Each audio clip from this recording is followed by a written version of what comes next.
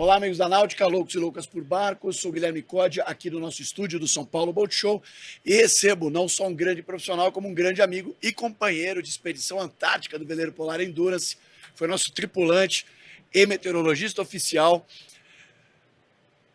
Bom, mais uma série de outras coisas, mas o Giovanni hoje está famoso, hoje ele é global, bandeirental, SBtal, todo mundo fala com o Giovanni, que tem a sua empresa, o seu perfil, que dá assessoria, que é a #Cell, mas principalmente tem muitos anos de trabalho no Semadem, que ele vai explicar o que é, o que ele faz, e a gente vai falar um pouquinho de meteorologia e de condições climáticas atuais que estão muito em voga, todo mundo sabe disso. Eu vou chamar de Didio, tá? Por liberdade poética. Giovanni Dolifio, meu grande amigo Didio, seja muito bem-vindo ao nosso estúdio no São Paulo Boat Show. Prazer estar aqui, Códia. Prazerzão. Você foi um parceiro fantástico na tripulação lá para a Antártica, fez diferença lá. Então é um orgulho e uma honra estar sempre junto de você, mas ainda participando desse bate-papo aqui, né? Não é assim o programa com a Patrícia, não sou a Patrícia Poeta, que você estava lá agora há pouco, mas... Vai ser lindão, vai! A quinta série nunca morre no veleiro. Didio, conta aí pro pessoal. Vamos falar primeiro sobre a importância, você que é um influenciador, assim, um parceiro, um difusor de informações, aqui também junto à Náutica, fazendo previsão do tempo, pessoal que vai navegar.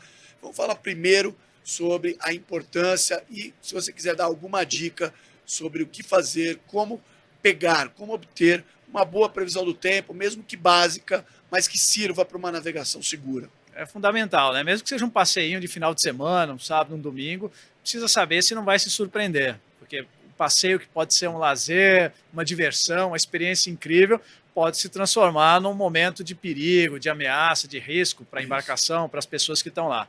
Então, a primeira coisa que eu oriento a fazer é buscar as informações da Marinha. A Marinha emite avisos de mau tempo, quando vai ter uma situação de perigo. Então, a primeira coisa é ver se tem aviso da Marinha. Não tem aviso da Marinha? Então, vamos ver como é que vai estar as condições. Porque, às vezes, não tem aviso, mas tem situações em que podem trazer perigo que não são objeto de aviso da Marinha. Vou dar um exemplo. Alguma trovoada, uma pancada de chuva de final de tarde, comum na temporada de verão, que não está nos avisos da Marinha.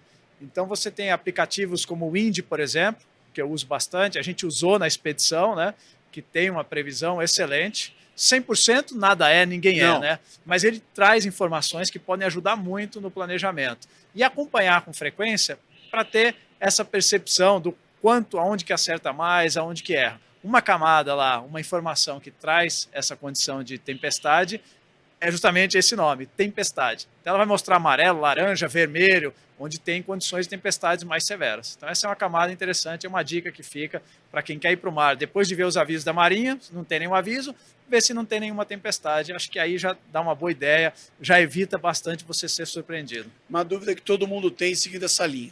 Com quantos dias você acha que já dá para começar a enxergar uma previsão confiável? Todo mundo tem essa dúvida. É, sim, todo mundo tem, eu também tenho. Eu imagino. Mas assim, com a minha experiência, né, eu tenho a dúvida, mas eu acompanho com frequência, né? Então tem situações em que eu consigo, com uma semana de antecedência, já ter uma boa ideia do que vai acontecer. Tem outras que na véspera ainda não está legal a previsão. Você chega no dia, olha, já está diferente do que estava no dia anterior.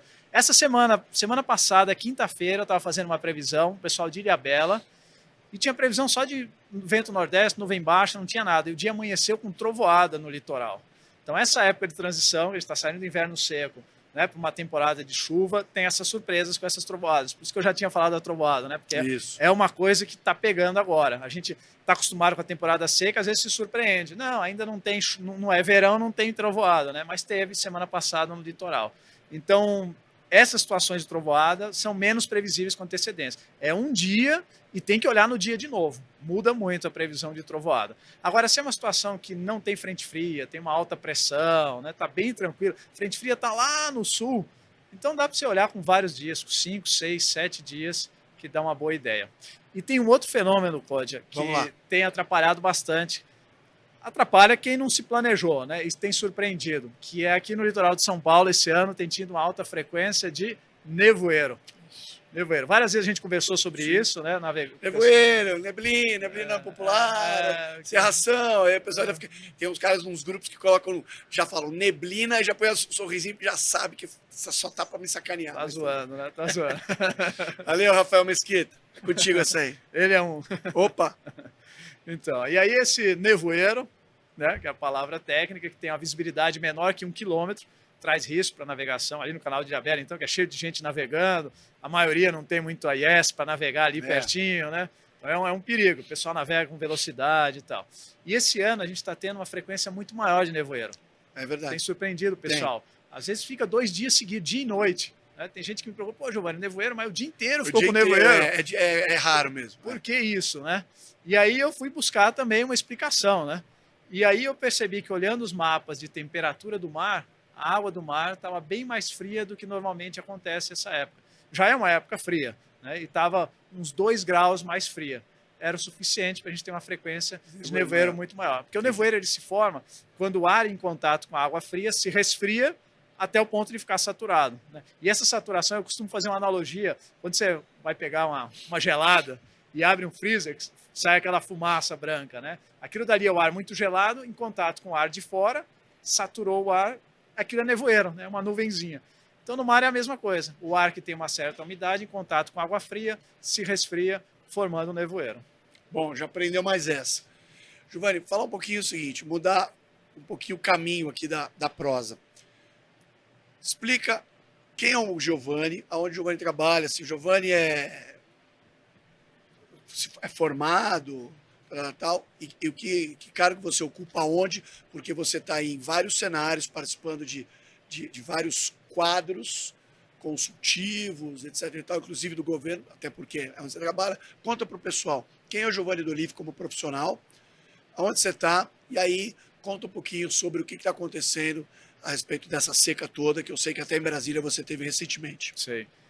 Tem faculdade de meteorologia. Você vê só, o pessoal não tem mais o que inventar, né? Eu, quando comecei a gostar, não sabia também que tinha. Fui descobrir depois, né? Eu fiz a graduação em meteorologia aqui em São Paulo, na USP.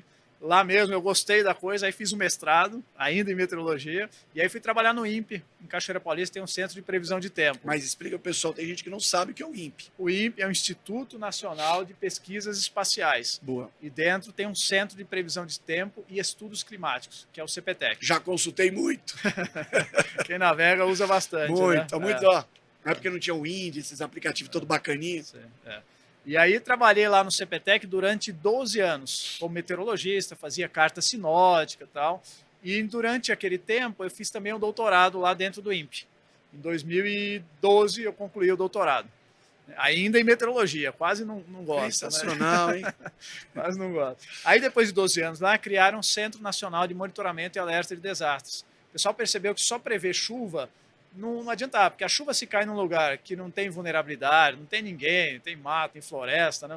Não vai ter problema nenhum. Mas se cai numa cidade que nem São Paulo, faz uma diferença enorme, né? Claro. E não é na cidade inteira, tem algumas áreas da cidade que são mais vulneráveis. Mais afetadas. Então fizeram esse mapeamento e criaram um centro para focar nessas áreas mais vulneráveis com relação a extremos de chuva, que é o CEMADEM, Centro Nacional de Monitoramento e Alertas de Desastres Naturais, que fica dentro do Ministério de Ciência, Tecnologia e Inovação, do governo federal. Então, em 2014, há 10 anos, eu fui trabalhar no CEMADEM como pesquisador doutor, e há 6 anos eu sou também o coordenador substituto de operações do CEMADEM. Então, estou muito próximo, tanto da pesquisa como da operação. É uma coisa que eu sempre gostei. Eu sempre gostei de aprender, mas não só aprender, precisa aplicar o que a gente aprende. Né? Legal. Então, eu estou sempre dos dois lados. Foi um belo laboratório na viagem antártica, hein? Mais volta. Foi sensacional, foi incrível. Aplicou bem. Estar dentro do barco me deu outra visão do que é fazer meteorologia para quem navega. É isso. De longe você não tem noção de quanta coisa influencia na tomada de decisão. Boa. Eu de fora achava que era só meteorologia. Não, mas por que o cara não fez o que eu falei para ele? Não, tem um monte de coisa acontecendo ali. Isso foi muito legal. Foi muito legal. Bom, e aí trabalhando no CEMADEM para o governo, né? Então eu participo de reuniões estratégicas de tomada de decisão do governo. Tem muitas reuniões presididas pela Agência Nacional de Águas, para gestão de bacias, grandes bacias hidrográficas, né, dos quais participam o Operador Nacional do Sistema Elétrico, que fazem a gestão da produção de energia elétrica, né, o quanto que a gente vai gastar de água dos reservatórios, o quanto que vai aproveitar de energia eólica do Nordeste. Porque é feito bastante isso, né? O Nordeste produz uma quantidade grande de energia eólica hoje em dia, então o Nordeste produz mais energia do que ele Que precisa. está em restrain agora. Tá o quê? Está em restrain. Superou a capacidade de transmissão do sistema. Isso, Mandaram desligar. Eles produzem pra caramba. E aí eles exportam para o Sudeste para poder preservar as reservas de água, né? Para quando precisar não faltar. Então, nos últimos anos, né, na última a gente teve a crise de 2020 bem seca, 2021 bem seca, teve aquela época de 2013 e 2014, crise do Cantareira. Então, nesse período, a geração eólica conseguiu fazer com que o Sudeste preservasse parte de suas reservas. Então, hoje a gente está com 50%. Se não fosse a geração eólica, estaria com muito menos, né? E além do despacho de energia eólica, tem também as termoelétricas, que nessas épocas de seca são usadas para poder preservar a água nos reservatórios. Porque a água não é usada só para produzir energia, tem múltiplos usos. Agricultura, abastecimento de população. Sim. Então, precisa manter uma certa vazão, uma certa quantidade de água no rio. Não pode simplesmente fechar o reservatório, senão seca os rios, né? Sim. Precisa manter. Então, tem toda essa gestão que é bastante complexa. E as previsões de chuva, não só para os próximos dias, mas semanas, meses, são importantíssimas para essa gestão estratégica do quanto usar de reservatórios, o quanto usar as termoelétricas, que custam muito mais caro, né, do que gerar com água, muito mais caro, que gera aquela bandeira amarela, bandeira vermelha, né? Então o governo fica ali. Então a gente dá essa informação de previsão de chuva para ajudar na tomada de decisão nessa gestão aí da água e da energia. Para a gente não alongar muito, como é que está essa questão da seca e a grande pergunta, e previsão disso se alterar, disso mudar? A seca foi bem severa, né? O CEMADEM fez um estudo do grupo de secas, pegou desde 1950 até agora dados de chuva e evapotranspiração, considerando o Brasil como um todo, né? Porque se a gente pega diferentes regiões, varia um pouco, né? Mas de toda essa série de 74 anos, esse ano foi o ano em que a gente teve a seca mais severa de todo esse período, né? Então a gente teve uma seca que começou mais cedo, a última estação chuvosa terminou antes do tempo. A gente já vem de uns anos em que não tem chovido muito, né? Teve a crise hidroenergética em 2021, então não tinha recuperado, né? Então a gente vem de um período com pouca água, né? Mas esse ano, no período de primavera, a expectativa é que seja melhor, primavera-verão, seja melhor do que foi no ano passado. Sim. Por quê? Um dos motivos é que esse ano a gente não tem o El Niño. O El Niño influenciou, ele influencia com muita chuva no sul, que a gente de fato teve, né? E com menos chuva no centro-norte. E a atmosfera é uma só, né? Conectada. Não é que nem bacia hidrográfica que tem a divisão de um rio para o outro. Não tem. Então, se cai muita chuva no lugar, é porque a umidade foi para aquele lugar. Faltou umidade. Então, esse excesso de chuva no sul, ele tem relação com a falta de chuva na Amazônia, no centro-oeste, até aqui no sudeste. Então, sem o El Niño, tende a diminuir esse desequilíbrio. No sul já começou a chover menos, e agora que vai começar a estação chuvosa, a gente entende que ela deva ser mais próxima do normal no sudeste, centro-oeste e no norte. Excelente. Bom, alguma outra coisa que você gostaria de acrescentar? Estamos no São Paulo Boat Show, você visitou, o que você achou? Isso aqui enche os olhos da gente, né? Cada coisa linda que tem aqui, né? E parceiros também, a gente encontra parceiros. A meteorologia, ela está por trás de muita coisa na navegação, né? Então a gente tem, além da náutica, né, que é uma grande parceria que a gente já tem há algum tempo, faço as previsões semanais que vão lá para o Instagram. Isso. Então é um prazer reencontrar o pessoal aqui, o Otto, o Júnior, você, né? E outros parceiros que a gente tem aqui dentro da feira. Então é sempre um prazer enorme estar por aqui. Valeu. Bom te receber, bom esse nosso papo, obrigado. E na dúvida, procurem o #Cell com o grande amigo Didio Dolif, também conhecido como Giovanni Dolif, nos meios mais formais, e um grande amigo, um grande parceiro que fez toda a diferença também na nossa expedição antártica do Veleiro Polar Endurance. Antes de terminar, eu queria desejar bons ventos e bons tempos. Sabia. Tava faltando, eu tava esperando ele falar, não falou, acho que não vai querer usar mais. Valeu. Parabéns, Didio, bom te ter aqui. Valeu. Gente, a gente espera vocês aqui no São Paulo Boat Show e a gente se vê no próximo vídeo.